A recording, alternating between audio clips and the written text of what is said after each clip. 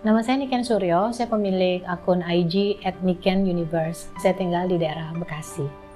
Jadi ada 8 trik untuk bikin area hijau di lahan terbatas. Kenapa sih kita harus bikin area hijau? Karena tanaman itu adalah salah satu syarat untuk bikin rumah. Tentunya jadi healing space sekaligus homey. Dan dia juga bikin rumah jadi tampil menarik dengan budget terbatas. Triknya nomor 1 adalah kita bisa manfaatkan plafon. Jadi plafon bisa ditaruh untuk kita taruh pot tanaman sulur-suluran kita yang sekaligus juga berfungsi sebagai tirai alami yang tanamannya bisa dipilih Liquan View misalnya. Terus kita juga bisa bikin vertical garden. Kita bisa manfaatkan dinding kosong ditempelin rak atau shelf untuk taruh tempat-tempat pot.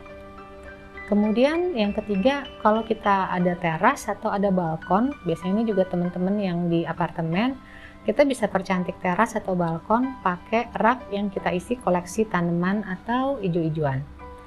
Kemudian yang keempat, kita juga bisa pilih tanaman rambat. Tanaman rambat seperti vertical garden bisa menghijaukan lahan yang terbatas dengan maksimal.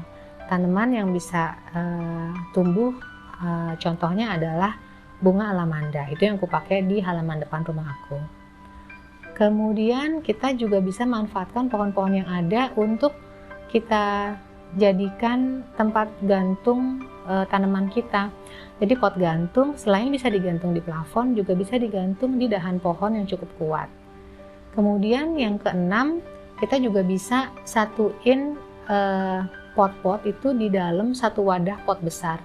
Contohnya di rumah aku, tempat pot ketapang yang di depan itu lebar, besar.